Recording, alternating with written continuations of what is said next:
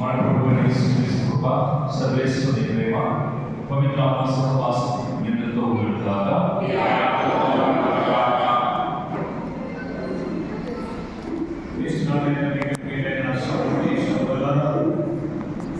యోహాను సువార్త 11వ అధ్యాయము 10వ వచనంతో 26వ వచనం చదువుకుంటున్నాం. క్రీస్తు ప్రభు ఎదురుగా ఆత్మతో చదువుకున్నాను.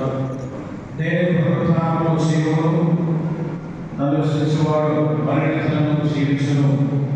జీవమునగా ఆ వ్యక్తి ఇతరులు కూడా మరణంలో చదువుచుడని చెప్పి ప్రభు కలుగుతున్నాను. ప్రేమ సహోదరి సహోదరులారా, ఈరోజు మనందరం కూడా అనేక మంది గురువులతో కలిసి, విశ్వాసంతో కలిసి ఈరోజు జనమనేని అన్నగారికి తుది వీడుకలు పొందుతున్నాము. తన యొక్క విశ్వాస జీవితాన్ని ముగించుకొని తండ్రి దేవుని పొందుకొని మధ్యాహ్నం ఆమె విశ్వాసం వేసి తన జీవిత విశ్వాస ప్రకారము తన బిడ్డలను పోషించిన ప్రకారము ఆ యొక్క దైవీకులందరూ తిరిగి తండ్రి దేవుని బిడ్డల అవసరం కూడా ప్రకారం పోషిస్తున్నాము. అదే తరుణంలో తల్లిని కోల్పోయిన రాష్ట్రాల గారికి, వారి సోదరుల కుటుంబానికి, అదేవిధంగా వారి బిడ్డలందరికీ పొందుతున్నందుకు కూడా మనందరం తెలుపుతూ, మరి ముఖ్యంగా గ్రామ సంస్థలు తెలుసు ఆమె ఎటువంటి విశ్వాసం జీవించింది. అదేవిధంగా కూడా బాగుంటుంది. ఎప్పుడైతే తాను క్రీస్తు ప్రభుని తన యొక్క రక్షకుడుగా, తన జీవితానికి పోషకుడిగా జీవించి ఘనస్థానం పొంది ఆ క్రీస్తు పొందిందో ఆనాటి నుంచి తుది గడియ వరకు కూడా తనకు ఆరోగ్యం బాగుంటుంది. కూడా ప్రతిదినం కూడా దేవుడు బాగుంటూ దివస ప్రసాదం స్వీకరిస్తూ ప్రభుని శరీరాన్ని ఆత్మీయ ప్రజలుగా స్వీకరిస్తూ దేవుని వాక్యాన్ని ఆలకించి మరణం చేసుకొని తన జీవితంలో సొంతంగా అలవర్చుకొని పటిష్టమైన విశ్వాసంతో జీవితాన్ని జీవించింది. రామస్వామికి గత సంవత్సరం నుంచి ఆరోగ్యం ప్రాంతంలో కానీ తన జీవితము ప్రాంతానికి జీవితము, విశ్వాసంతో జీవితము తన బిడ్డని దేవుడికి అర్పించింది. సందేశంలో స్వామి గారి గురువుగా అర్పించి వారి ద్వారా దేవుడు అనేక అద్భుతాలు చేస్తున్నాడు. మరి ఇటువంటి తరుణంలో అందరూ కూడా కలిసి ప్రత్యేకంగా ఆమె యొక్క ఆత్మకు సాధించుకొని ప్రార్థిస్తున్నాం. మరి ముఖ్యంగా ఆలోచించినట్లయితే ప్రతి ఒక్కరు కూడా ఈ లోకంలో బలహీనతతో అదే తరుణంలో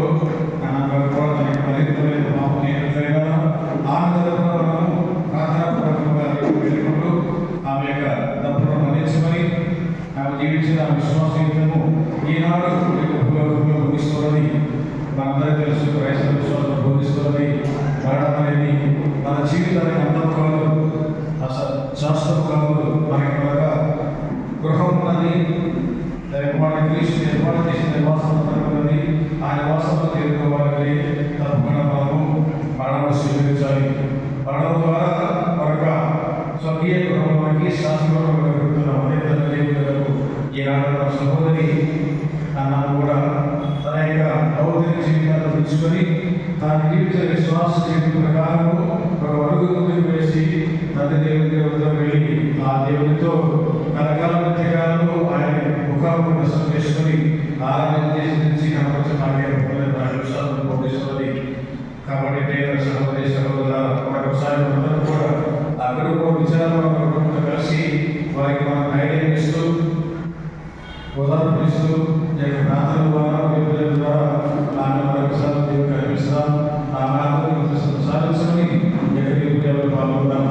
ఎక్కడికి పూజలని ఎవరిగా పాల్గొనే ముందుగా సమర్పించుకునే ముందుగా ప్రాంతంలో చేసిన పాపాలని ఒప్పుకొని దగ్గర మనసులో ప్రచారపడి ఆ ప్రభుత్వాన్ని పోరాన్ని కోరుకుందాం.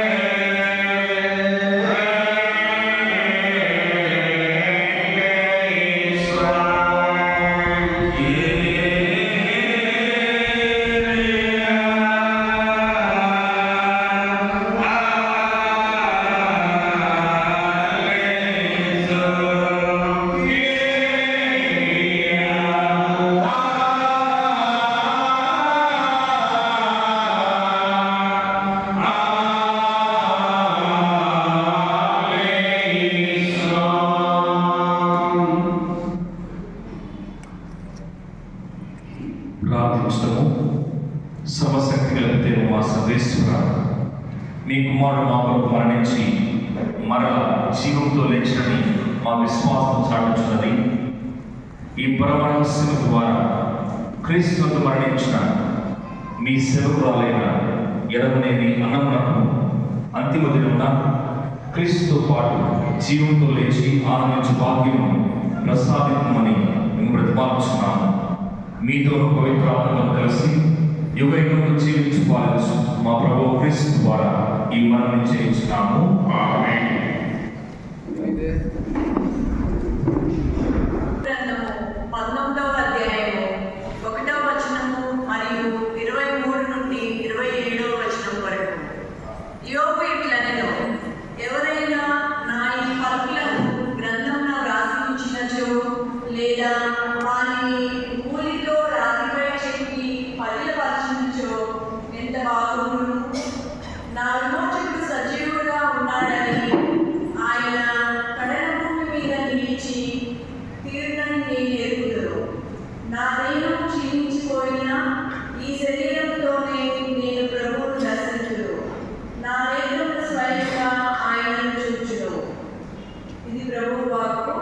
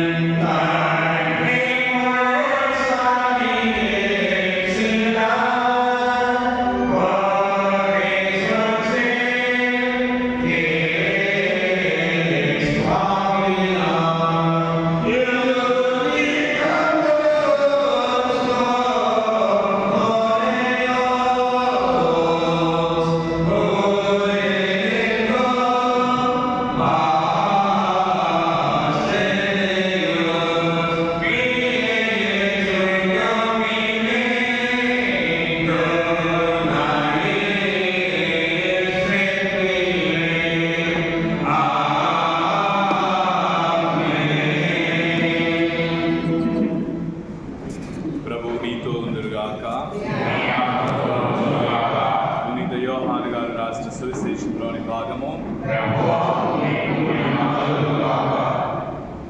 14వ అధ్యాయము 1వ వచనం నుండి 6వ వచనం వరకు. యేసు శిష్యులతో, మీ హృదయములను కలవరపడనీయకుడు, దేవుని విశ్వసింపుడు, నన్నును విశ్వసింపుడు.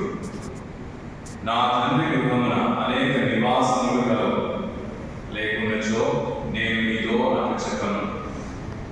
నేను మీకు ఒక నివాస స్థానమును సిద్ధము చేయబోచున్నాను. నేను వెళ్ళినచో మీకు ఒక నివాసమును సిద్ధపరిచి మరలా వచ్చును. నేను ఉండు స్థలమునని మీరు ఉండునట్లు మిమ్ములను నా యొద్దకు చేర్చుకొనును. నేను వెళ్ళు స్థలమునకు మార్గమును మీరు ఎరుగుదురు అని తోమా ఆయనతో, ప్రభు, మీరు వెళ్ళు స్థలం ఏదో మాకు తెలియదు, ఇక మార్గం ఎట్లు ఎరుగుదుము అని. అందుకు యేసు, నేనే మార్గమును సత్యమును జీవమును, నా మూలమున తప్ప ఎవడును తండ్రి యొద్దకు రాలేడు. క్రీస్తు సువిశేషము.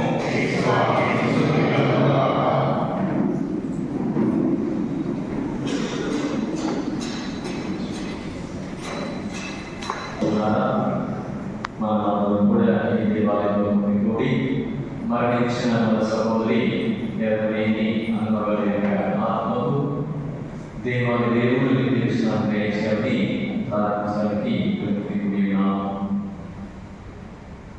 మొదటిగా మా ప్రియమ సోదరుడు వారి గారికి, మరి తమ్ముడు లూత్ గారికి, విశ్వసించ గారికి, మనవళ్ళు తిరుమల జాక్, మనవరాలు బాను, పింకి, వీరందరికీ మరియు కుటుంబ సభ్యులు మనందరికీ కూడా ప్రకాశ సందర్భాన్ని సానుభూతి తెలియజేస్తున్నాను.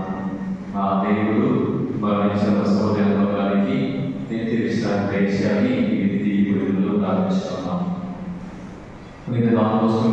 అనేవారు ఏ గురువు కూడా ఒంటరిగా పరలోకానికి కానీ నరకానికి కానీ వెళ్ళడం.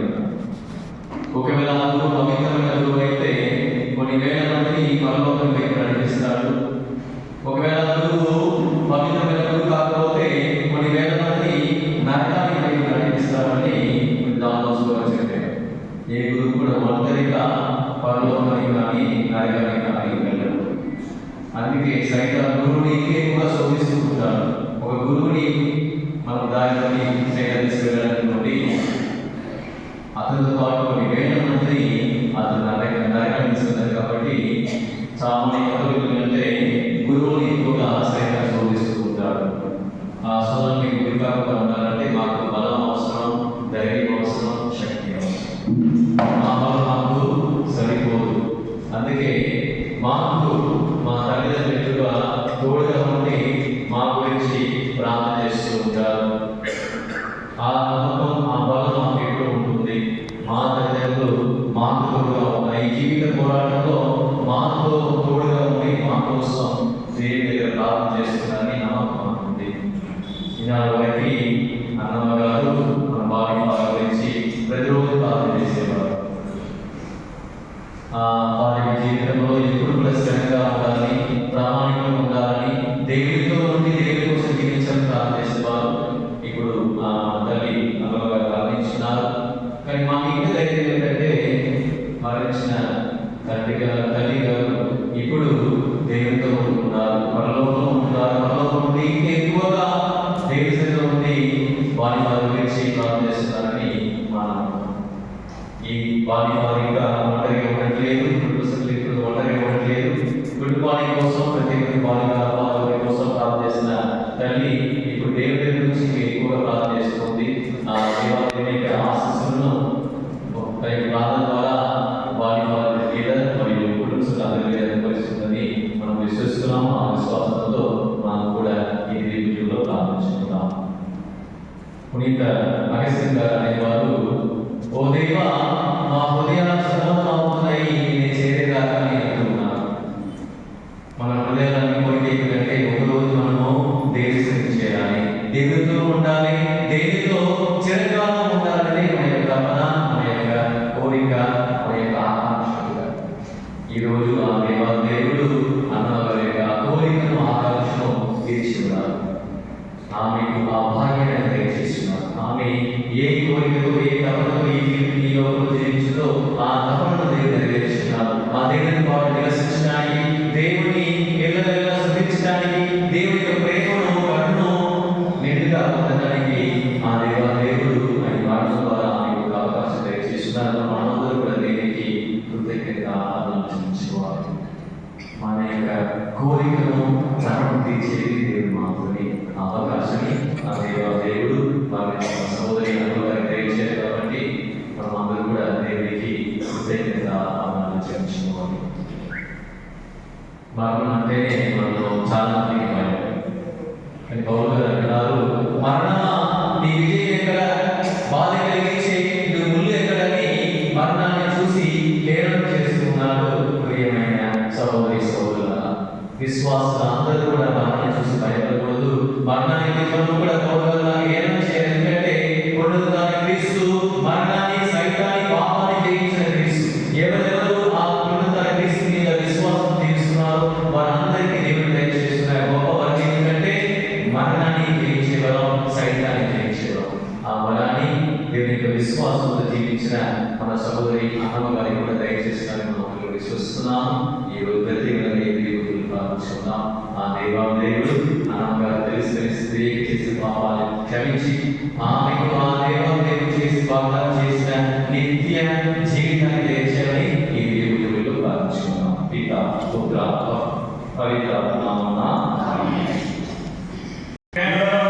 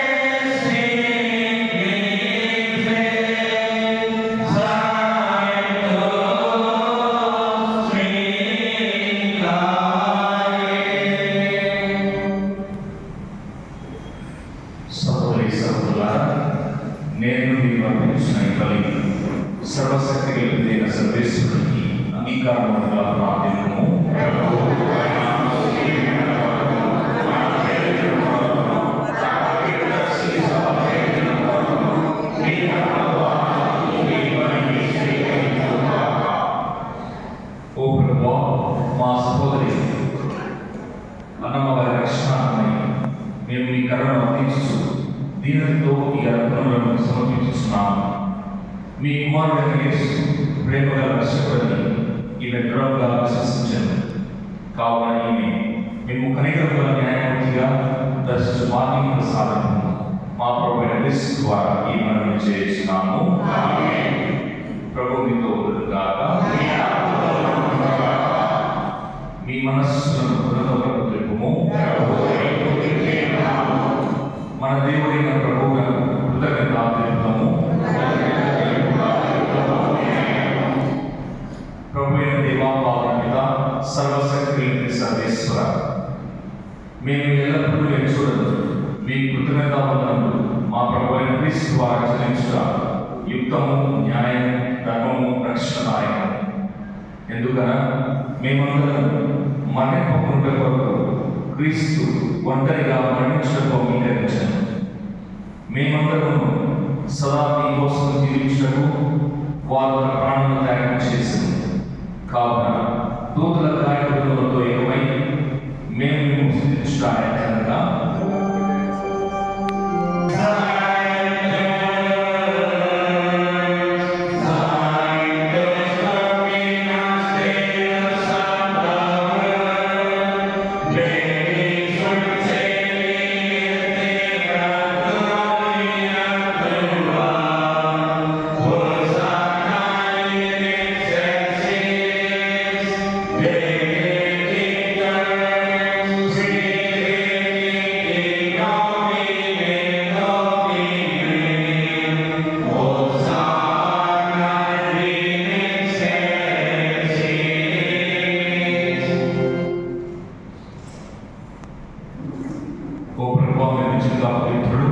సర్వపవిత్రతకు మీరే కనుక మీ పవిత్రాత్మ ద్వారా ఈ కాంతులను పరిశుభ్రపరచున్నాము. ఈ విధంగా ఇవి మా కొరకు మా ప్రభు అయిన యేసుక్రీస్తు శరీర రక్తములుగా వారు శివస్సులకు తమను తాము నిష్ఠపూర్తిగా అప్పగించుకున్నప్పుడు అప్పమును అందుకొని కృతజ్ఞతాపములు చెప్పి రుచి శిష్యులకు చూపించాను. మీరందరూ దీన్ని తీసుకుని రుజువుము. ఏదైనా ఇది నీ కొరకు అప్పగింపబడిన నా శరీరము.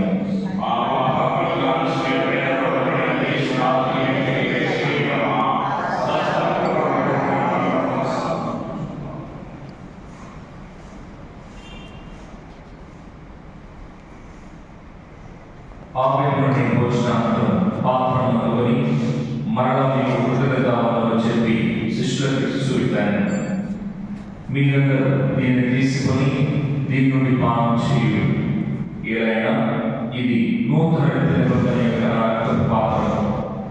ఇది మీ కొరకు అనేకుల కొరకు పాప పరిహారమే రాబోయబడు. దీనిని నా జ్ఞాపకాలను చేయు.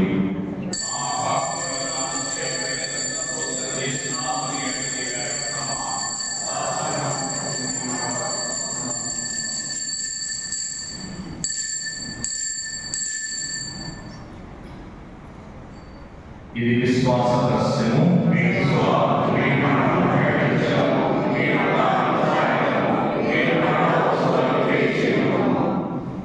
కనుక తండ్రి క్రీస్తు మరణమును ఉత్థానమును స్మరిస్తూ జీవమస్తు ఈ అర్పణను రక్షణ పాత్రను మీకు సమర్పించున్నాము. మీ సముఖంలో నిలిచి మీకు పరిచర్య చేయటకు మమ్మ పాత్రలుగా చేసినందుకు మీకు వందనాలు తెలుపుతున్నాము. క్రీస్తు శరీర రక్తమును పారివారం మమ్ము పవిత్రాత్మ ద్వారా ఐక్యపరచమని ప్రతిపాదిస్తున్నాము.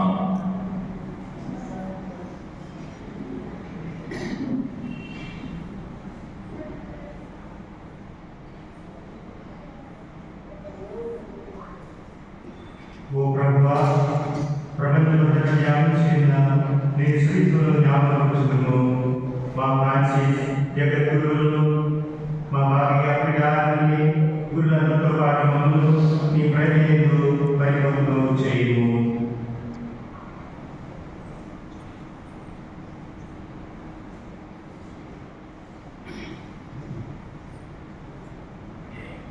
నీవు ఈ లోకం నుండి పిలుచుకున్న అన్నమ్మవారు మీ సేవకురాలని జ్ఞాపకం జ్ఞానస్నానం ద్వారా క్రీస్తు మరణంలో భాగస్థురాలైన ఈమె వారి వృత్తాంతాలను పాల్గొనగాక.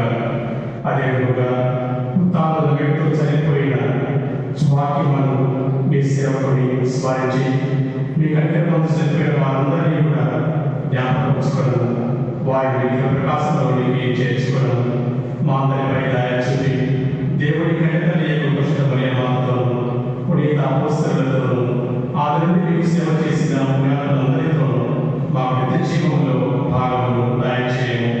అప్పుడు వారితో కలిసి మేము మీ కుమారుడు క్రీస్తు ద్వారా మేము స్తుతించి మహిమపరచుదాము.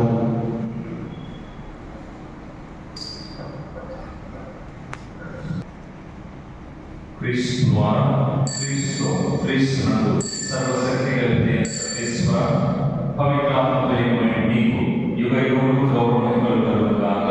ఆమేన్.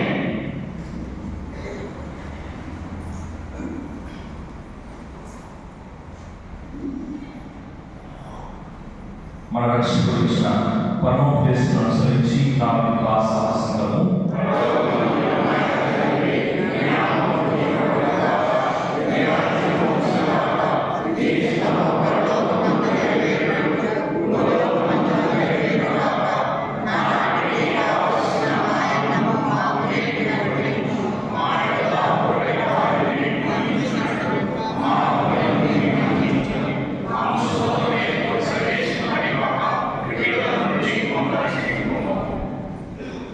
ప్రభువా, నీ కీడని మమ్మ రక్షకము, మా ఈ రోజుల్లో మాకు శాంతిని ప్రసాదించము. మీ దయానుగ్రహము వలన పాపం నుండి విముక్తులను చేసి అన్ని కలతల నుండి సర్వదా కాపాడము. మేము మోక్షానందమును మా రక్షకుడైన యేసుక్రీస్తు ఆత్మను నిరీక్షించుదుము.